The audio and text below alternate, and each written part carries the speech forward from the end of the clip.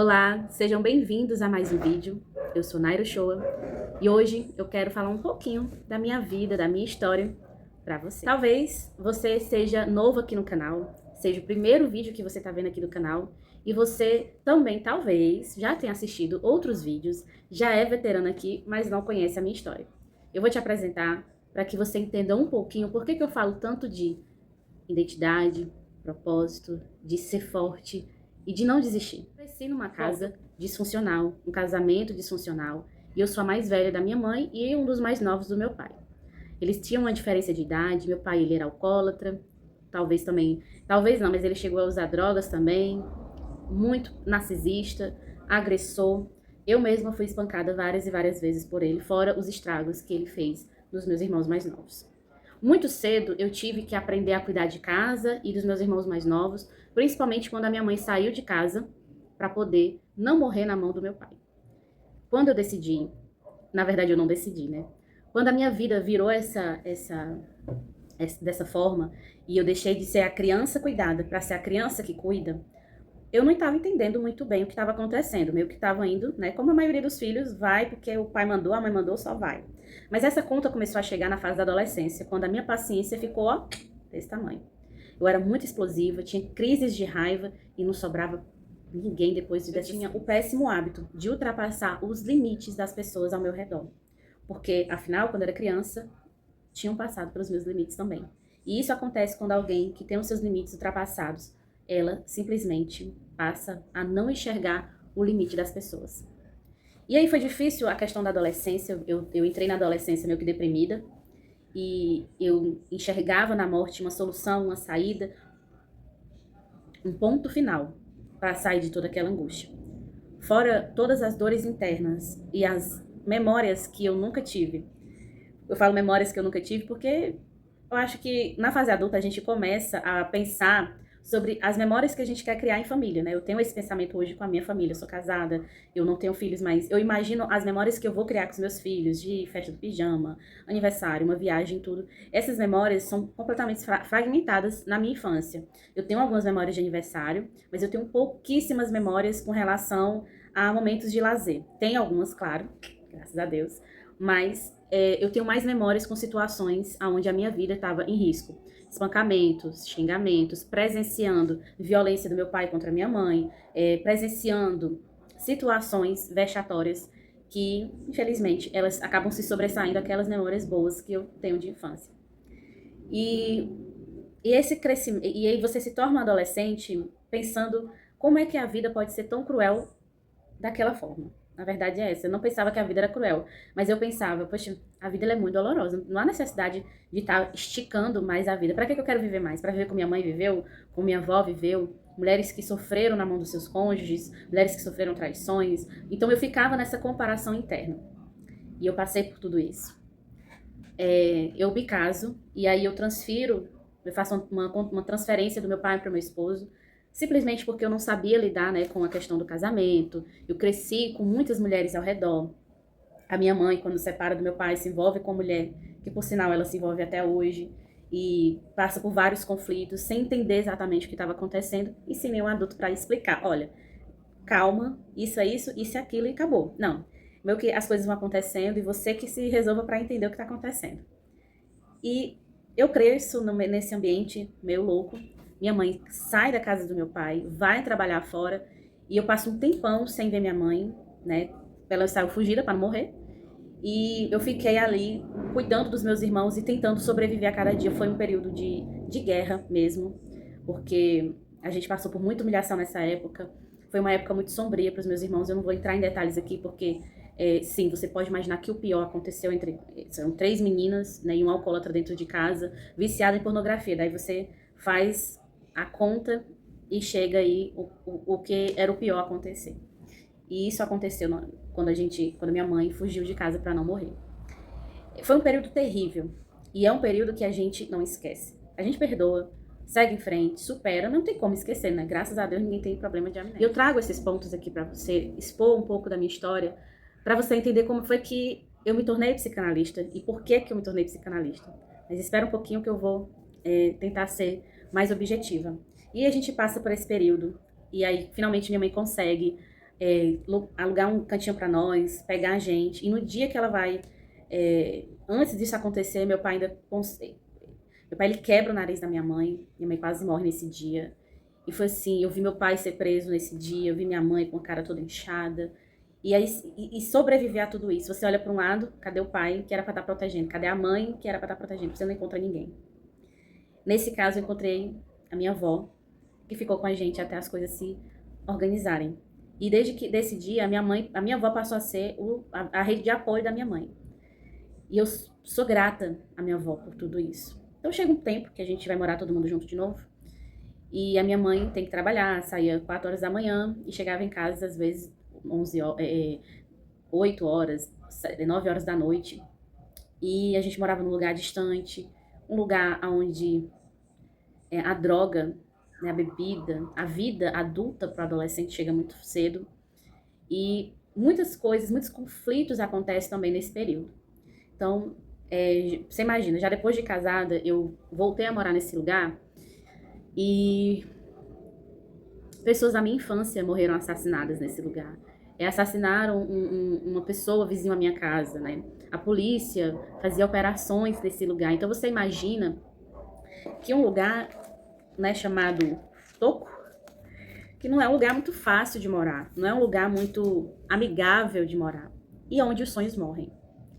E aí quando a gente casa, eu e meu esposo, o aluguel lá sendo mais barato, a gente com 20 anos, ele ganhando R$300 e eu ganhando um pouco mais do salário mínimo, a gente decide o que é melhor para nossa família financeiramente, e a gente vai se mudar para lá. E foi um período rápido, a gente não ficou muito tempo, mas futuramente a gente volta para morar nesse lugar, só que numa casa própria e tudo mais. E aí a gente passa por mais outro turbilhão de sofrimento. Então você imagina assim, superar é o meu sobrenome. Resiliência é o nome dela. E eu falo isso com um sorriso no rosto, gente, porque Jesus, ele fez essa obra na minha vida. Como foi? Eu tô falando um pouco dos traumas para você, porque eu quero entrar na parte do processo de cura. Eu passei por tudo isso e mais um pouco, que eu não vou entrar aqui em detalhes, porque eu acredito que esse não é o lugar para entrar em detalhes. Talvez um dia, em alguma plataforma, um lugar mais restrito, eu consiga falar abertamente sobre detalhes desse período, de alguns períodos aí dessa história para vocês. Mas esse ainda não é o momento, aqui não é o local. E eu entro no processo de cura para entender melhor a minha mente. Primeiro, eu tenho uma crise muito forte. Eu falei, né, eu me converti e tudo. E depois que eu me converti, depois que Jesus entrou na minha vida, eu não ficava pensando em suicídio. Mas às vezes eu falava sobre isso. Autoextermínio. Eu ficava meio que assim, não, Deus me livre. Não. Mas bastava uma situação difícil acontecer, aquele pensamento acendia na minha mente. Ficava ali. Então era um ponto de alerta. Mas na época eu não tinha o conhecimento que eu tenho hoje. E, consequentemente, eu não conseguia identificar esse padrão. Feito isso, meu esposo, em alguns momentos de crise, ele me abraçava e dizia, você tá num lugar seguro, não se preocupe, vai ficar tudo bem, a gente vai passar por isso. Mas eu queria era briga, eu queria era o caos, porque eu estava acostumada com o caos. Então, o caos meio que me acompanhava para onde eu ia. E numa dessas, eu tenho uma crise muito forte. E eu ligo para a clínica pastoral lá da igreja, marco para ter uma conversa com a bispa, né, que na época era sua pastora. E eu consigo, aí tá, não foi pro mesmo dia. Então no dia que eu fui lá para conversar com a bispa, eu fui pensando, eu vou falar o quê? Tipo, eu tô bem agora, não preciso falar nada. Só que quando eu chego lá, na primeira pergunta eu já abro o berreiro e começo a chorar. Eu tava até aqui, eu tava cheia. E eu precisava agir rápido. E aí ela me encaminha para a clínica pastoral, eu começo um tratamento de cura e libertação de uma forma maravilhosa, de uma forma linda. E lá eu descubro que eu tinha um problema com a ira. E que eu identifico um padrão na ira que depois, em outro momento, eu posso gravar um vídeo aqui sobre esse assunto para vocês. E essa ira, ela fazia com que eu pensasse no autoextermínio, e porque ela resolvia alguns BOs, assim, vamos dizer assim, que era um mecanismo de defesa. E aí, tá, beleza, eu faço a clínica pastoral, eu consigo me livrar de uma vez por todas da ira, e pela primeira vez eu começo a viver em paz. Mas não era o suficiente, sabe? Tá, eu não tô mais sofrendo como eu sofria antes, mas É como se você... Deixa eu ver aqui. Vou abrir aqui essa agenda. É como se a ira fosse só a primeira página. E aí tinha todas essas outras páginas para serem resolvidas, né? E eu começo a ler bastante, buscar conteúdo, assistir vídeos, tudo que era para o autoconhecimento eu estava consumindo. Porque eu queria começar a progredir, a sair do ponto zero, do ponto A para o ponto B.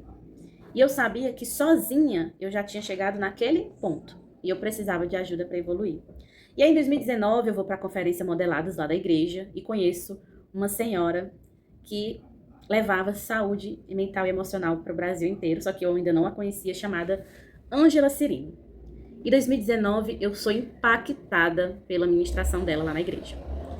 E em 2021 eu começo a ser atendida por uma aluna do Instituto Fazendo a Diferença, uma maravilhosa que me acompanha até hoje, a Sirlene Siqueira.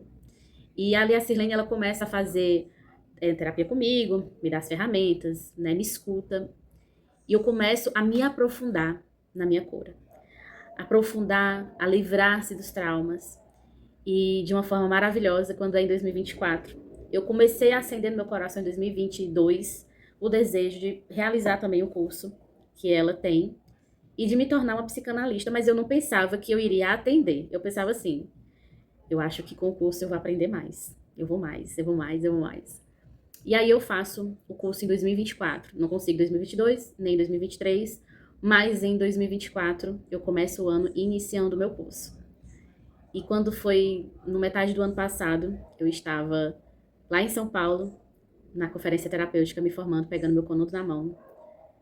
E com meu diploma já todo ok, porque tinha pessoas lá na conferência que ainda estavam finalizando o curso, mas queriam participar da formatura. Eu fui com a formatura toda pronta, eu não estava devendo mais nada, eu já estava com meu diploma na mão. E, inclusive, no meu Instagram tem uma foto com meu diploma e a Ângela, meu esposo, se vocês quiserem ver, tá lá. E aí, eu entro nesse universo da psicanálise, eu começo os primeiros atendimentos, e eu me envolvo com o Instituto Fazendo a Diferença, sou convidada para ser coordenadora do IFD aqui no Ceará, então todo o evento do IFD aqui no estado passa por mim, eu ajudo, eu contribuo, eu faço o que eu tenho que fazer. E se eu olhasse para essa Naira, de 15 anos, 16 anos atrás, que morava num lugar chamado Toco, que todo dia jantava bolacha popular com café porque era o que tinha, se eu olhasse para essa Naira e dissesse assim, olha, um dia você vai sair desse lugar. Um dia no domingo você não vai ouvir quebradeira de nada dentro da sua casa, você vai acordar de manhã e o seu marido vai lhe chamar para tomar café na padaria, você não vai nem fazer café. Você vai passar o dia de boa. À noite vocês vão pro culto. Quando terminar o culto, vocês vão comer uma pizza. Vocês, em algum outro domingo, vão estar na casa de amigos. E na casa desses amigos também não tem álcool. Não tem gritaria. Vocês sentam e vão jogar jogo de tabuleiro, Uno. Brincam um com o outro. Se algum dia eu ouvir isso da minha amiga, não tá com muito tempo. Mas assim, Naira, nem nos melhores sonhos tu pensou passar por tudo isso que tu tá passando hoje. Eu diria, com certeza. Essa Naira nunca imaginou que um sim de buscar ajuda mudaria tudo na minha história. Hoje eu começo aqui a minha campanha como psicanalista pro Janeiro Branco. Por isso o branco. E por que a saúde mental é tão importante? Você pode pensar que saúde mental é só para quem tá trabalhando demais. Saúde mental é para todo mundo. Para quem tá sofrendo e para quem não tá sofrendo também. Aquela Naira, ano passado, realizou um sonho de ir pela primeira vez andar de avião. Isso eu achava o suprassumo do luxo. Imagina viajar 2 vezes de avião no mesmo ano. Pois é. Muito chique, muito chique. Eu não sei fingir costume, gente. Eu gostaria de chegar aqui e falar muito chique, muito bem. Eu até me arrumo. Mas na hora que eu abro a boca, o povo sabe logo que eu sou uma pessoa de origem simples. E eu até prefiro que saibam. Eu até prefiro chegar em lugares altos também, mas sem perder minha essência. Porque eu sei de onde o Senhor me tirou. E eu vou dizer mais. Foi muito legal poder fazer o curso de psicanálise, Estou fazendo agora a especialização em FD de transtorno de personalidade e humor. Faço faculdade de coach de desenvolvimento humano, me formo nesse ano. E já estou de olho em algumas pós-graduações que eu tenho interesse. Eu vejo a minha vida mudar completamente a cada mês. Parece que eu estou vivendo, sei lá, vários meses num mês só. Idealizei uma comunidade de que as pessoas têm prazer na leitura e buscar a mesma coisa que um dia eu busquei lá atrás. Mas todo canto que eu buscava, é R$1.000, pague 12 de R$97. E tá tudo bem. Mas lá na comunidade de crescimento é gratuito, porque a intenção da comunidade não é lucrar, é informar, é tornar o crescimento algo palpável. Mas é para quem quer, não vou empurrar ninguém pro crescimento. E se você quiser, é só entrar na comunidade. E essa Naira lá de 15 anos atrás jamais imaginava se tornar a Naira que é hoje. E falar de mim dessa forma, com tanto orgulho, não é para menos. Eu poderia não estar viva. Eu poderia não estar aqui, por diversos motivos. Os íntimos sabem do que eu tô falando. Mas se você não é íntimo e tá me conhecendo agora, seja bem-vindo. Eu quero trazer aqui pro canal mais informação, mas eu quero também falar daquilo que me curou de fato. Eu falei que a psicanálise ela fez muitas mudanças na minha vida, mas eu vou te dizer muito sinceramente, tudo isso foi instrumento de Deus para que eu vivesse o propósito dele para minha vida. Isso é uma verdade, eu não posso negar.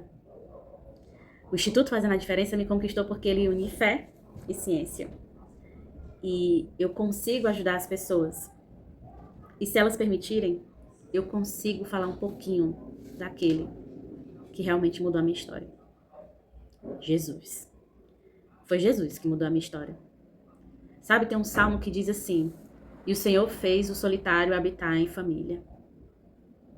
Eu sou essa solitária que o Senhor fez habitar em família. Eu superei tanta dor no meu casamento, eu superei tanta tristeza ao longo da minha vida. E olhar para a minha vida hoje e ser plenamente satisfeita é uma conquista. Hoje eu consigo enxergar um futuro.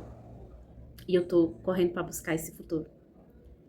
E eu queria te dizer que se você tá passando por qualquer dor que seja mesmo parecida com aquilo que eu falei aqui, de abuso, de traição, de abandono, de humilhação, de rejeição, de injustiça, de abandono, seja qual for das feridas emocionais que você tá vivendo hoje e tentando lidar com elas e pensando, eu vou acabar com tudo e eles vão ter que lidar com isso pro resto da vida. Eu vou te dizer uma coisa bem aqui. Não faça isso. Você é uma preciosa. Você é um precioso. E o preço que foi pago por você foi um preço de sangue. Jesus me pegou, eu tava fazendo uns desenhos esquisitos, desenhos de coisas que passavam na minha cabeça na época. E eu ouvi aquele sussurrar do Espírito Santo, falando assim, vem. Talvez pra você, o vem tem sido esse vídeo. Não foi por acaso que ele chegou até você. Não foi por acaso que eu tô gravando esse vídeo depois de 8 horas de trabalho e quando eu terminar de gravar eu vou trocar de roupa e vou fazer as minhas atividades físicas que eu tenho que fazer. Não é à toa. A vida não é simples, a vida não é linear, a vida não é preto no branco. Então, levanta a cabeça. Ah, eu tenho uma promessa de Deus, mas eu enterrei, então desenterra a promessa. Ah, porque eu tenho dom, mas eu perdi. Acha. Tu vai prestar conta com o Senhor, aí tu vai simplesmente enterrar e ser como aquela pessoa que pegou um talento e escondeu? Ei, acorda. Você achou mesmo que ia só falar da minha vida e não ia te chamar pra acordar? Claro que não. Você pode mais. Você pode e deve ir além. Ah, eu tô sem dinheiro, vende doce, vende água. Vou mostrar aqui uma coisa pra vocês terem uma ideia do que eu tô falando. Aqui. Tá vendo aquilo ali, ó? Esse aqui é meu copo com água, gente, peraí. Tá vendo aquilo ali? Aquilo ali é um carrinho e aquilo ali é um cooler. um isopor. O meu esposo faz faculdade de farmácia. Uma faculdade cara. E mês passado estava quase impossível pra gente pagar a mensalidade dela. Ele foi comprar. Comprou aquilo ali, comprou água e foi vender e pagou a faculdade. Não pediu pra mãe, não pediu pro irmão, não pediu pra ninguém. Ele foi lá e fez. Nosso casamento foi restaurado e agora, né? Deus restaura casamento, mas primeiro ele restaurou nós dois. Restaurou ele e restaurou a mim. Pra poder ter um casamento restaurado. A gente teve que passar no amassado. Mas a gente não desistiu. E como terapeuta eu digo pra você, não desista. E como Naira, como youtuber, como amiga, eu não sei como é que você me enxerga. Da forma como você me enxerga, não desista. Para de olhar para trás e ficar dando desculpa. Sei o que é passar por tudo isso e ter que arrancar a força do fio de cabelo, porque não tinha de onde mais tirar. Mas uma coisa é certa. A minha força, ela sempre se renovou porque ela sempre esteve no Senhor. Em você mesma, em você, é difícil. Vai ser difícil. Ah, porque eu sou dependente químico. Ah, porque eu sou isso. Para de dizer que tu é. Se vai dizer que é alguma coisa, fala que é abençoado. Fala que é abençoada. Fala que é filho de Deus. Fala que é próspero. Fala que é curado. Se vai falar alguma coisa sobre você, fala coisa positiva. Nunca, jamais, em hipótese alguma, fala no negativo. Entende isso. Isso é neurociência. E o próprio Senhor fala isso para nós. Bem sei eu os planos que tenho a respeito de vós. Planos de fazer prosperar. Planos de ter um futuro. Esse é o pensamento do Senhor para ti. Ah, mas é porque... Exercita isso agora. Não se apega. Às vezes a dor é tão grande, o abandono é tão grande, que a única coisa que a gente tem daquela família é a dor. E eu digo porque eu vivi isso. E eu fiz isso durante muitos anos da minha vida. Eu ficava cultivando o caos. Eu não sabia viver na paz. Porque eu cresci no caos. E era a única coisa que eu tinha semelhantemente com aqueles que eu amava, que eram dito minha família, irmã, irmãos, era o caos. Então eu estava sempre buscando o caos de forma inconsciente. Até entender por que eu buscava ele incansavelmente. Hoje, Deus é mais. Eu busco a paz. E ela é valiosa demais. Vale a pena abrir mão da dor. Vale a pena você liberar perdão e viver em paz com você e com todo mundo. Ah, mas fulano não entende. Não é para fulano entender. Ah, mas se eu liberar o perdão, ele vai se sentir no direito de fazer de novo. Mas quem disse que você precisa conviver? Faça um balanço e veja se faz sentido. Faz sentido continuar com a pessoa? Faz sentido continuar perto dessas pessoas? Elas continuam te levando para esse lugar de dor, de sofrimento? Cai fora. Cai fora. Ah, mas eu falo para eles mudar. E eles mudaram? Não? Então cai fora. Você falou várias vezes. Tá machucando, tá machucando, tá machucando. E a pessoa continua te machucando? Cai fora. Cai fora. Por você. Mudar de ambiente às vezes é preciso. Uma coisa e represa de... Deus tem o melhor para você. Ele quer te curar. Ele quer te fazer ir além. Mas não dá para fazer nada disso, você, com as suas dores e traumas do passado, desse tamanho, como uma âncora no seu pé. Como é que você vai dar uma passada legal? Como é que você vai caminhar rumo ao seu propósito? Como é que você vai desenvolver o seu ministério? Se aquilo que está te empatando de andar, você faz questão de não tirar dos seus pés. Pega essa dor, pega esse peso e faz que nem eu, transforma em testemunho. Pega essa dor, pega esse sofrimento e usa como combustível para ir além. Faz o que tem que ser feito. Recebeu a promessa de Deus, você é missionário, vai estudar, vai aprender teologia, vai aprender a falar inglês. Se tu é missionário, tu vai falar para o mundo inteiro. Então, coloca diante do Senhor a promessa e age em torno dessa promessa. Esse é o caminho. Ninguém vai chegar para você e dizer, olha, fulano tá aqui umas passagens para você, você tá lá, passa o dia todo em Netflix.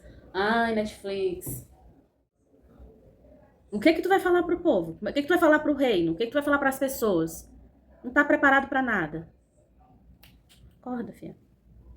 Acorda que a vida é muito mais.